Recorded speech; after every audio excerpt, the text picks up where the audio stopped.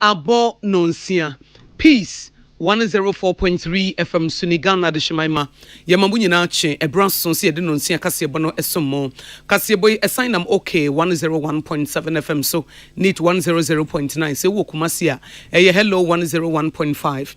Radio stations are Hudu Wagana, Haniamon, and Ebebroha, and a FIA Cassieboy, social media platforms are Hudu, Ubetiminia Konakra, na Facebook Live, ye Peace 104.3 FM, and a YouTube, and also a despite media, and some ebini Mampeni John Dramani Mahama ene edwadifo wo mpata ahye e wakantamanto dwom Asia Ghana school feeding program dwumadie no caterers omo anuane mankwada no de ato omanim sei wo nkoso anu anuane mankwada no ni na sefo mampeni yabo ne din se obey na attorney general no asan so ayeso afọ obehwe atentene ne so wo de atudwa se NDC aben at the public tribunal beba Dr. Casey atufo na yabo ne din so mo yoso afo be hwese kasam so de atodwa se NDC amammu ofufra aba no wo mo be hwe na road tolls no yasan de abantu nam kwan so a na wotua kakra de aboa wo man no na amanone nsem nso na ye nyina ye be kona ejahyehyia Los Angeles ama ne muso ma de hye bebre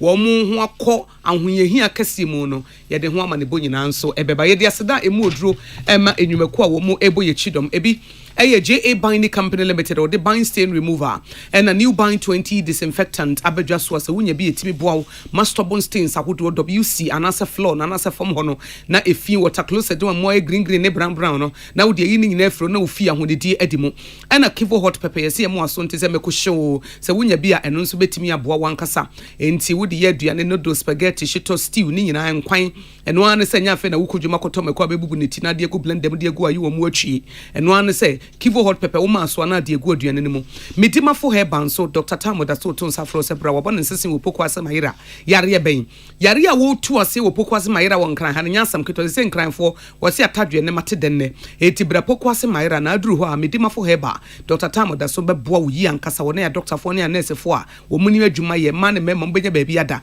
wo betimi afre 0244774282 anase 0500727215 wo num nso a special eyes natural menu water abujunsu so pepe bi do sika to nso best point savings and loans anope ya kenkan for eyeme ohene nana kwame amo ena akosia ago aboaje afibusumi a edikan ni da na toso mienu January 2nd ena chenchen bi edi adwadifo a wo mu di dwaton ade e wo kantamanto dwom ewu e ma to ranchem kase to wo wabra eja kase bi to ma ekowia se wo mande tonde nyina ene wo mpata nyina ese condemn to gigrebu na enyema eja na eto wo kantamanto dwom ese no wo mu bu hu nkonta kire se yo pepepepepepepepepe ni etire se ku ha na mapeni John Dramani Mahama eton sa fredi fo ise opeso no mu hia na eja wo mu bato ranchem no ho nkomo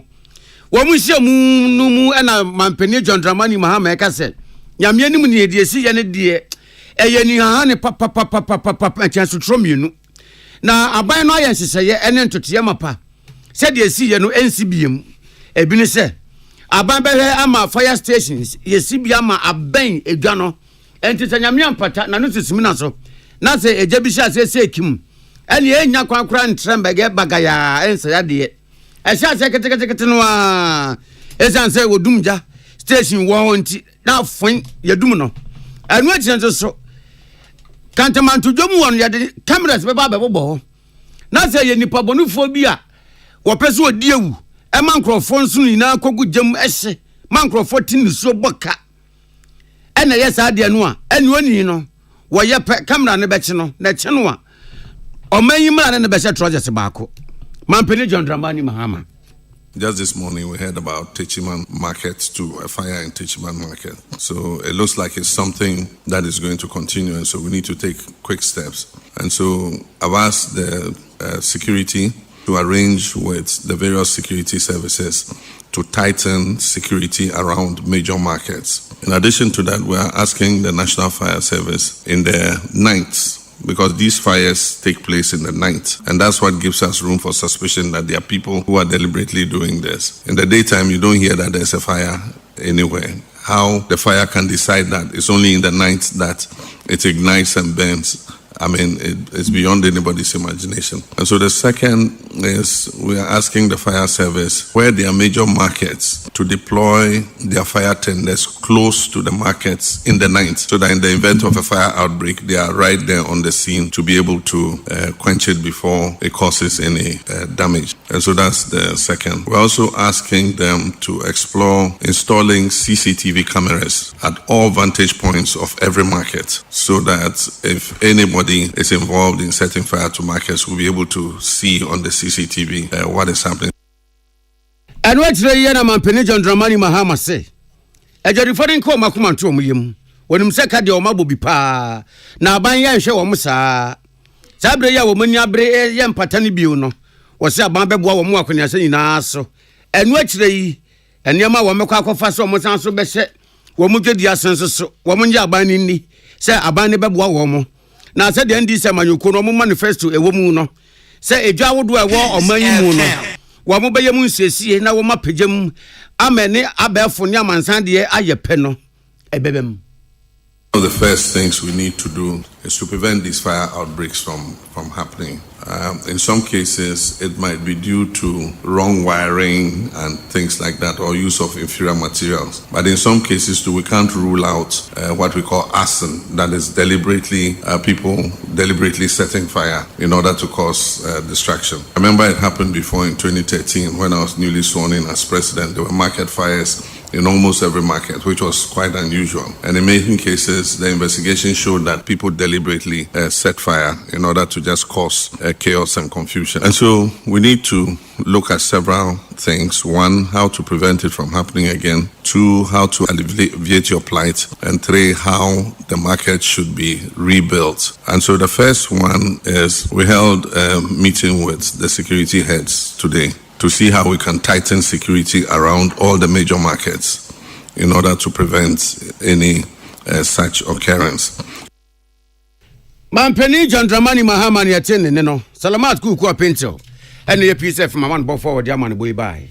Ghana School Feeding Program jumedi ekoso ankwada bie suku aye no aduane ma wo mu die no ena Ghana School Feeding Program mpanifo edi atodwa se enam se wuku adai na ankwada yi bie suku yi wo mo fa konya yi so na wo de atu caterers wo no anuane ma ankwada ni nyina se wo mo nkoso anu anuane ma ankwada no enni ni kwansa ankwada bia de yefunu pan ebe suku mu de yefunu pan esan akofie eti se anuane de wo mo nto so na wo mo ne asoye ya mo behwe emma ene memma ankwada ne asetre mu bambo eye Ministry of Gender, Children and Social Protection womoni womo kona krana womoni Ghana School Feeding Program jumedie ne aban fofuri womako partnership jumedie ahudu nyina mu caterers no a wo sabre womo wo ho no a Ghana ha nuane papa no womo no amankwada ne die womo koso anu amankwada ne ni na aban de bad yesese wo ye bia obeye ne pepepe na Ministry of Gender, Children and Social Protection baby yesese ye de to ne ye de ato womo fa konya yin so de adesrede ato opinion leaders anaso womo kan yetie ene womo jumedie ne hu twaka nyina ne titru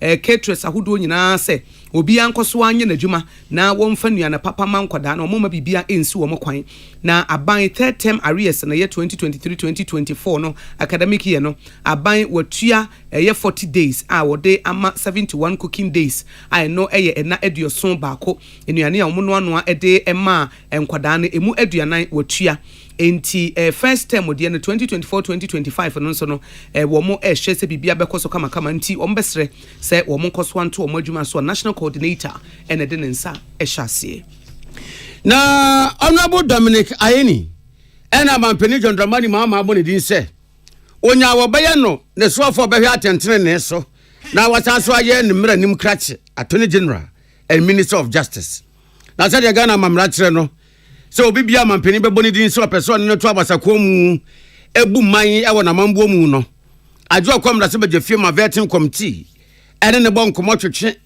ehwe ese dibre na yede ema no nsi ehunu no ewie peye wo mu a na enra Attorney General and Minister of Justice designate Honorable Dominic Ayeni kopie mu ewo vetting committee nanim na ewo no oba amane se NDC abanye wo bae ni mpre news we ya ne se or the public tribunal beba na public tribunal na abanye yes wo de ba no nyese bia abanye na eyusu ne class powers de aye bibi dabi na mu abanye gina article 142 so wo amamra constitution ni mu ene de public tribunal no eba na public tribunal ya aban de ba no emfaso wo mani benya de free so ne se asem bi koto ho a enchi go slow won be din ntam so we contemporary ntam eno dan chance so a ensom do so pro a egu court a yenya bran kan hi a esum wo no public tribunal yi ba ensem no beboa ebeboa man ensem no ye din ntam ama obi asem kokoto a onche wo so mbesha se de ho bill akomra se bedwefie ama wo ma se ho nkomobo ase. He's drawn a distinction that I glossed over. The tribunals are actually established by the Constitution under Article 142. Now, the Courts Act was variously amended, and sorry, Mr. Chairman, but I don't have the amendments here. But I do remember vaguely there was an attempt to delete provisions relating to the tribunals by the VCRAC committee. So if you take the compendium, the green compendium, I think that was where it was done, and the idea was to take them out in terms of a statutory implementation. So what I would do if Parliament gives me the nod is to overhaul the law relating to the public tribunals by bringing a new bill that I will introduce rapidly, because the president has hit the road running, and we, his nominees and his appointees, are his supplementary wheels. We have to help him to run as fast as possible. And what's the year now, Honorable Dominic Ayeni Waman, yes, sir? Operation Recover or Loot, Orano. Ben Baye, what Jabba say? I bet Japadebia, Afum Koyan could do a beasim no. Yan Nenge. And once and beside a better tone, the Nimwa of vets in the Nimno say. Ayapa says how Orano Baye. Now, Orano, your Operation Recover or Loot, no? Dear Exeni. Say wo bibia no ye ne say aban adwumekuo bi mu ane ye ne to aban adwumekuo bi anim no dwumadi ade sha ne nsa won bu nkunta frenchem asem bi ani ho ano da nchen yi a ora yi baboa ama perepere ye abama wo bia se bi odbe ye nhweso se wo man no ana aban no tam dwumadi bi di sha won sa e wo so ye ni ye san se eda bi beba wo bebu hu akonta de atosom yensa wo man ni aban agapade ora yi wo ho se ebehwe se amanyofo emfa kwanbone so enwia anase wo mfa we ni pie ka wonti eno se ora ne de eye. It is very, very clear about what are the fundamental values underpinning the Constitution. The value of accountability is one of the preambular commitments in our Constitution. It's a primary value. Oral is supposed to exact accountability from persons either politically exposed or persons holding public office who used or misused their office to loot public resources by way of property, money, and other intangible resources. So oral is constitutional. Oral is legal. In fact, the fact that it is a non-legal body doesn't mean that it is illegal. There is a distinction between non-legality and illegality. Nyayatini ni Honorable Dominic Ayeni, Attorney General Minister of Justice, designate. I'm not converting anyone. William Gantoni Emmanuel Akoli, and ya crash form of 1 month Jafia, Wamdaman boy by. Dr. Casey Atoforsen ena yaboni din so mayo so afa wo behwe sikasam ene entotoyeso na wodi atudwa se NDC aban fufura abai wo mo behwe efise 2024 wo manifesto anaso wo mani swade hunu a wo mo de to Ghana fo anim no mo de to wo mani mse so wo mo ba road tolls no mbesa de aba na wo so atua kakra e de abo wo man no wo kopie appointment committee of parliament anim no Dr. Atoforsen editu dwa se sa eni swade hunu no de wo mo de be ya adwuma papa na sa policy no o mampanyi dada his excellency na Danko Kufuado able to good there nanso aban foforo ya abai die wo mo se ombesan de aba be ya adwuma. The previous government indeed removed the road toll, but getting to the end, they signaled that road toll is coming back. Mr. Chairman, they submitted to Parliament, it was not late, a concession agreement with the company to reintroduce the road tolls. I have a copy. Mr. Chairman, the NDC indicated from day one that the road toll will come back. We are not running away from it. In fact, the Honorable Haruna Idrisu, at the time, the minority leader, said that the NDC promises to bring back the road toll. The Hansard will bear us out. We have not run away from that fact.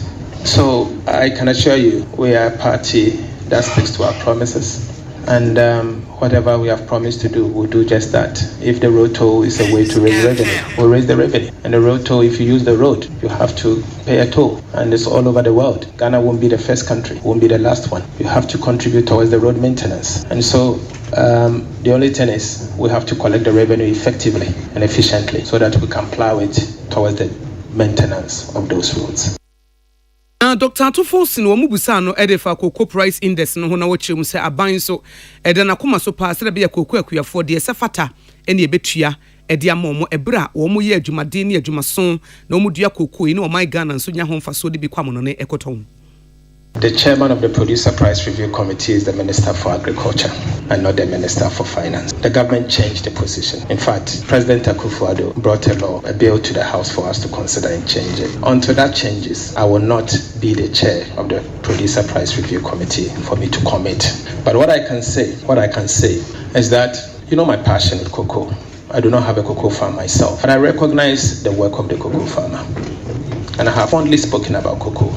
And everyone knows that. I think the cocoa farmer must be prioritized. One of the reasons why our cocoa is going down is that we are not paying the cocoa farmer a fair price. As a result, there are no incentives for the cocoa farmer to cultivate cocoa. And our volumes are dwindling from almost 1 million metric ton to 400 and something thousand metric ton. Today, we are second largest producer of cocoa. Ecuador is fast approaching, and if care is not taken, Ecuador will overtake us. Cocoa has supported Ghana's economy over the years. I think it's about time that we pay attention to the cocoa sector by giving fair price to the cocoa farmer and revamp the industry. As Minister, obviously, as Minister of Finance, unapproved, I will work with the Ghana Cocoa Board as a rare sector active player to revitalize the cocoa sector. But at the same time, paying attention to what the cocoa farmer gets, because we need to incentivize them, we need to encourage them for them to be able to cultivate the cocoa. Yeah, enia yeti ye Dr. Kesela Atufosin ayaboni din so mayo so afo hwesika sam so okopie the appointment committee of parliament no na wo mototo na no efa dwumadi idea ma na ko befa so aye no no de sansem wonyina etudwa William Gentu ni Emmanuel Akole ene de ama ne boyi ebaaye kase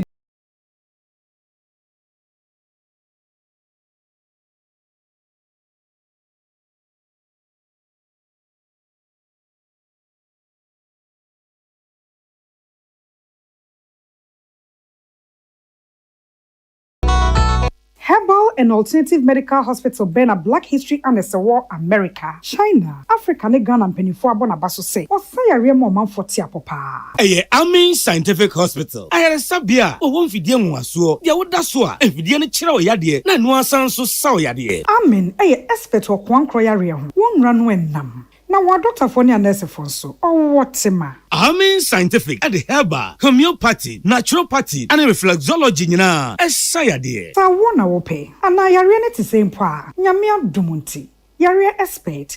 Amen Scientific ebeboa ma inshallah wo ho ato. Na wonso adi adanse se de Ghana for ne abrochirefo bi di adanse no. Accra, Akan Scientific ewo dome, Obersnet Flats, and Alashibi nso ewo Klagon, Eben Shaman Road, Underbridge Ope. Owon krabata P. Fre, non chiro de ben wo 0245 275254 ana 020 722 9505. Amen Scientific Herbal and Alternative Medical Hospital. Allow Shafi, nyamene yaresafo. So wakoma ho hyehyew ana ebo periperi de broni kan hardware no a e de na se wo ye na se wo yam so atim so e wo be pack na farmer Martin's liver salt akira kwan entem ahwie nsu agu glass mo ate Martin's liver salt no ba kwa no na wo de agum wo be hu se ehuru wa glass ni mu na wanom Martin's liver salt ye won orange flavor ana ba ko so ye plain wonumu a ho beto na mum edi na anu na ho ntowo a ko hu doctor Amanfo, the Amoka Chire Freddy's Corner Home Appliances hono or the Abba Freddy's Corner Home Appliances Center. Home appliances are a ye papa bia e bi wo ho. Brands Bain, Media, Samsung, Kaiwell, TCL, TV, air conditioner, freezers, fridges, water dispensers, and media keke ka ho. Nia ubenya good warranty dia. Ko Freddy's Corner Home Appliances ukoko memle. CCTV a boama monitor of properties and business at anywhere in the world. CCTV ni da ho. E wo detector, clear picture inches Wi-Fi connector. Utumi connect ma wo phone. Na wa monitor baby a wo wiase bia. Freddy's Corner Home Appliances Abeka Freddy's Corner Edwosu ahodo a oton phones ene ehun accessories no ho. Fresh 0544 959195 ana 02079373323 ana so brokoko memle city light in Chehwa. Na ye can discount any achadia ubetiasie. Freddy's Corner, home of authentic home appliances, phones, and its accessories. Tune it in, turn it up, Peace FM, and rip off the knob.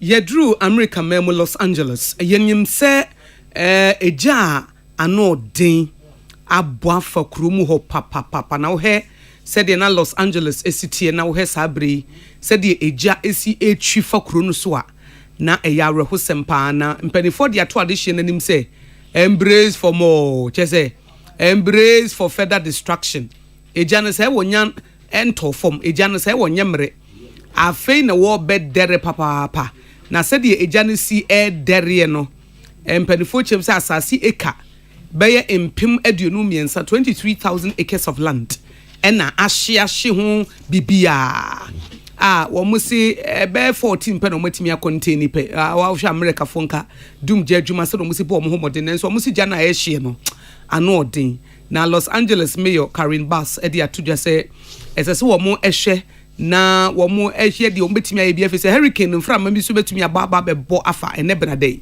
mframa no so ba kese no na egya no so etre omusi nipa be yaduonu nan e na wo mo ahwere wo mo nkwa e wogye yi mu e na nipa be yaduonu miensan so ayera kora ye hu wo mo kira kwan na edwada ne mpanifo chem se nipa be nkunu bi ache wo mo se wo mo de egya na ehye no na wo mo wiawi ade o egya na ehye no na se wo mo de mo fa bibia so na wo mo wiawi ade enti Los Angeles District Attorney Nathan Hotman the video bi etutu ja hu se nkrofo bi ewie ade asa nkrofo no ya che wo mo a ye de wo makogina court ni mo nimu ya mo de wo justice system na ye adwuma pa de wo matum sa abre ya na no na mpanifo HM se de wo ma ye ne betimi abase life imprisonment ene wo mo benya efa California fo enhyehyɛ ne emra wo mo de ye adwuma se de wo mo de atudwa sa de hye wo Los Angeles no wo mo nyina yi efi se eja no afi na ebe dere kese pa ye be wie kaseboyi e wo ball bom ena nyumre yi English Premier League no ebesan sase na Brentford any Man City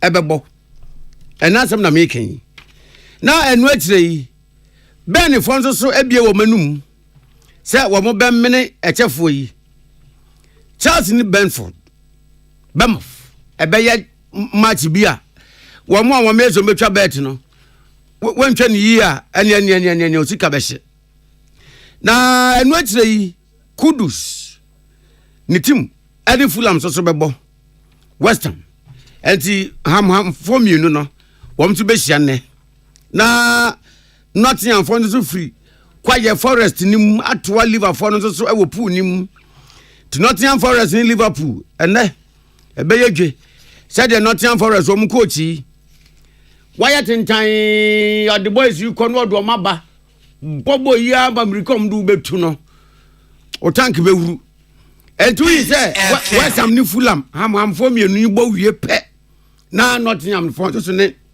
Liverpool dia so Italy o mu Serie A no so beba so na Atlanta ni Juventus all ladies won bebo na Como any AC Milan so abo Spain wo mo kopa the rain no na ene Valencia ne Orense enso so bebo na nyame ya admo china rejoice ni na ye de abremo anopa no na you for Arsenal for na still na no go sada dia United dey wo mu nti wo ma dwene ho a me ase boys ne so mu nko training aden awrewo aba wo ma now so da ye da say United betumi no ma tie gina pa ma 10 against 11 still United ayere wo mutamu atumi de penalties kura yi wo mu de free FA Cup ni mu entina anope ya gudie nsem kakra ye de ba ye no message ko sia da no wanwe bi o kwasera mentimi ahwe aye kwanya ye di Arsenal for fast no afimi ke atata gina lines na coaching nyemo ko hyen na free 3 match once 10 against 11 yo na Rubin Amorim ye ko fufuro ya wabe message was a nice guy no gina church la so pa na wonya je ni sane say the triple no ese yakose neze mokoshe yo kase bono esi akosia ago abowaje mene oyine nana kwame amo Yet yesterday, my JA Binding Company Limited or the bind stain remover and a new bind 20 disinfectant tablet and a bind stain remover and a dear. A bet me you would WC no tiles no son on the eye brown green no and a new bind 20 disinfectant in the bet me a boa kasa not germs and bacteria to us. A fear be a sham. There be an when the dear and answer walk bathroom as a da humpo for a cateseho na eda adentia. A way neat and now bind stain remover and a new bind 20 disinfectant. So we do it to a mouse. I would do it to me a friend 0243104883 0243104883 and at 0511808096 0541808096.